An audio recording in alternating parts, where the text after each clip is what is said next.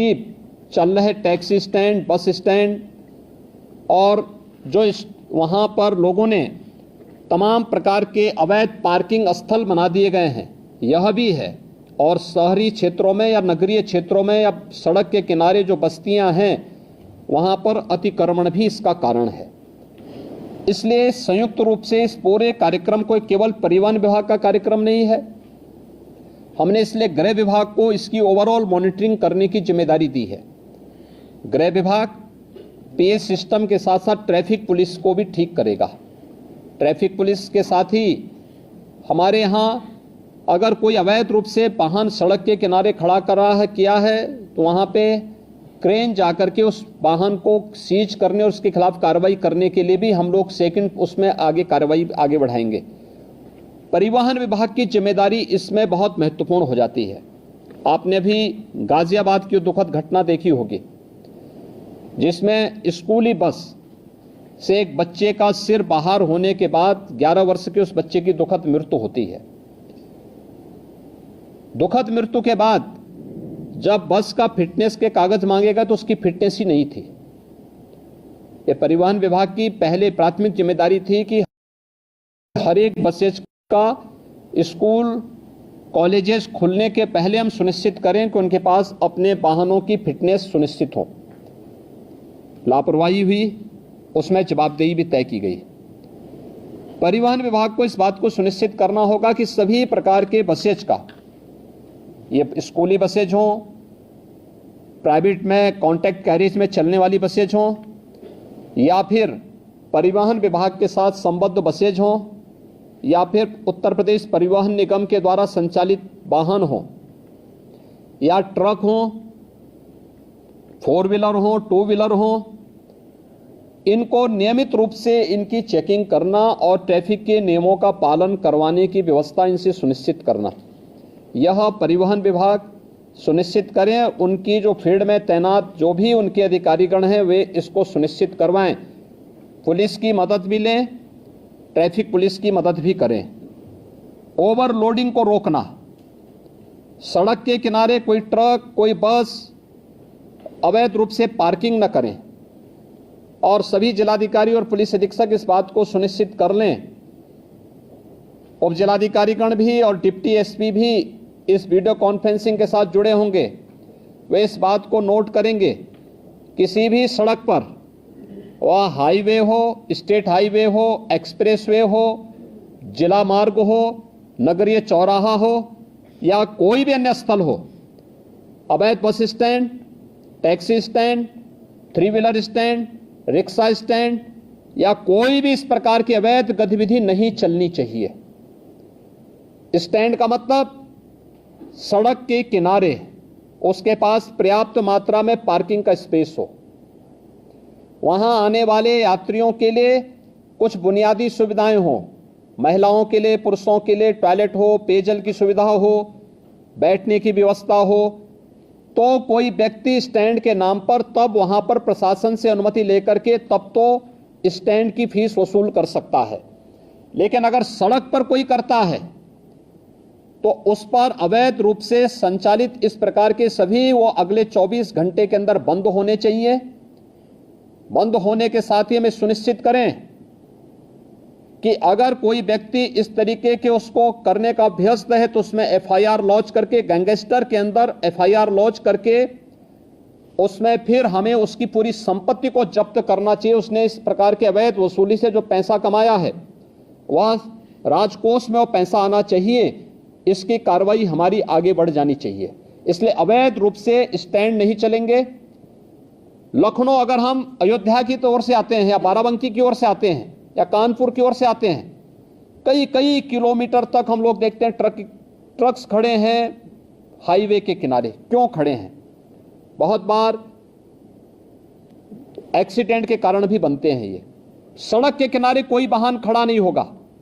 नियमित पेट्रोलिंग करना, परिवहन विभाग और गृह विभाग इस बात को सुनिश्चित करेंगे, पेट्रोलिंग सुनिश्चित करते हुए सड़क के किनारे कोई भी इस प्रकार के वाहन खड़े नहीं होंगे, उनके लिए पार्किंग का स्पेस उपलब्ध करवाइए, या अन्यथा वो सड़क पर चलते रहें।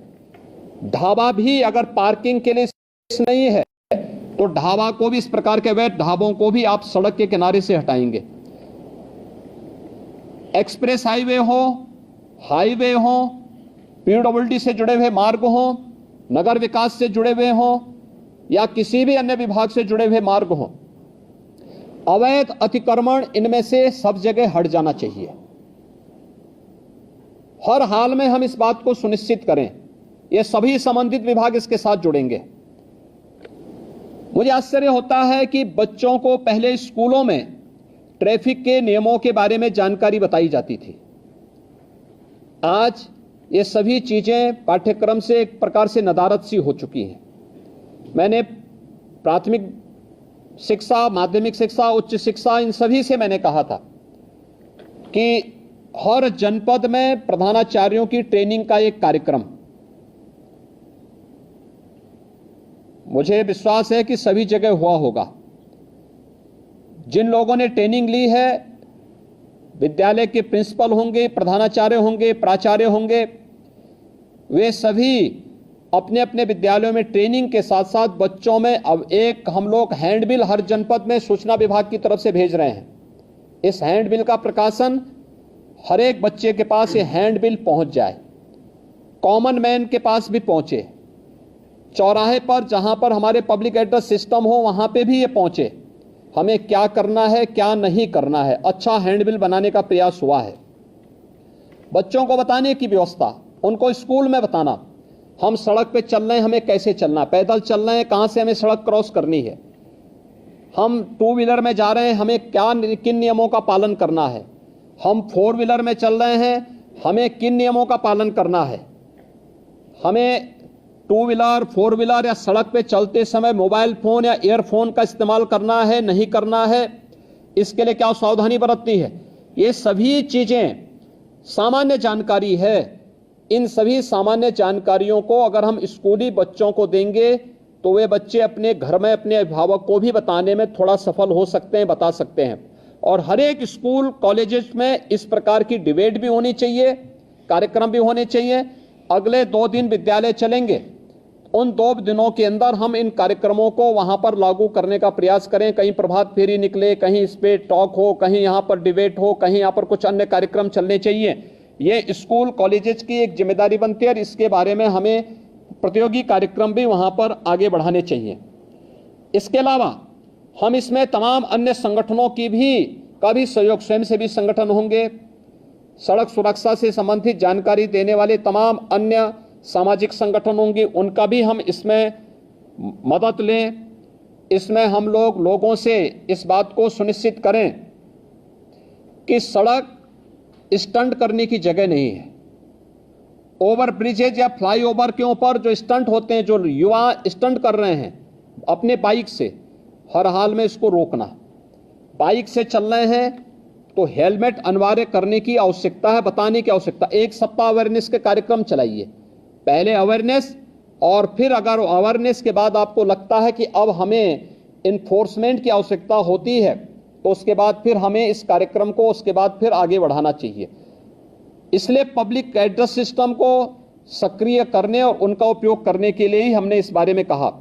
हैंडबिल का वितरण, होर्डिंग्स लगाना, हर एक जनपद में, हर एक चौराहे पर, हर एक स्तर पर सूचना विभाग से इसके बारे में पूरी जानकारी लेकर के सावधानी बरतने की दृष्टि से अच्छे होर्डिंग्स परिवहन विभाग के द्वारा, गृह विभाग के द्वारा, नगर विकास विभाग के द्वारा, पीडब्ल्यूडी के द्वारा, अन्य सभी संबंधित शिक्षा विभाग के द्वारा, इनके द्वारा हर एक स्तर पर लगाने की आवश्यकता है।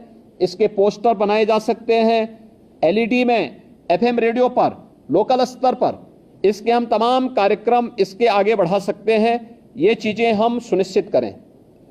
परिवहन विभाग इस बात को सुनिश्चित करें कि जो वह ड्राइविंग लाइसेंस देते हैं हम ऑनलाइन तो दें, लेकिन इस बात को सुनिश्चित करें कि ट्रैक पर भी हम उनकी एक बार देखें कि वह इस योग्य है कि नहीं है कि हम उसे ड्राइविंग लाइसेंस दे सकें। अन्यथा खैरात के भाव बांटने की वो बंद करिए और आरटीओ के कार्यालय दलालों से मुक्त हो, किसी भी प्रकार की दलाली की गतिविधि वहां न चले। इस बात को भी हर एक जनपद में जिलाधिकारी और पुलिस अधीक्षक की टीम सुनिश्चित करें। ओवरलोडिंग को रोकने की कार्रवाई, जहां से ओवरलोडिंग हो रही है उसी केंद्र पर रोकना। ऐसा नहीं कि आप सड़क पे लेके आ रहे हैं और सड़क पर लेकर आने के बाद फिर सड़क पर अवैध रूप से जाम लग रहा है, लंबा जाम में लोगों को फंसना पड़ रहा है। जहां से हो रहा है वहां से आप बोलिए कि 5 टन की क्षमता है तो उसमें 15 टन नहीं जाएगा या 10 टन नहीं जाएगा। जितनी क्षमता होगी उसी हिसाब से आप उसको रिलैक्सेशन दे सकते हैं, लेकिन उससे ज्यादा नहीं। सड़कें खराब होती हैं और फिर उसके बाद जहां मर्जी आती है वहां वो अपना ट्रक और अपना वाहन खड़ा करके शेष अन्य लोगों के भी आना जाने को पूरी तरह बाधित करते हैं। अच्छा होगा जिस दिन स्कूल कॉलेजेस बंद होंगे उस दिन हम अभिभावकों के साथ भी इस प्रकार की चर्चा करें, सड़क सुरक्षा पे चर्चा करें कि आप अपने पाल्य को लेकर स्कूल आ रहे हैं तो कम से कम हेलमेट पहन करके आए। बाइक से आ रहे हैं हेलमेट पहन के आए, 4 व्हीलर से आ रहे हैं तो सीट बेल्ट को लगा करके आए।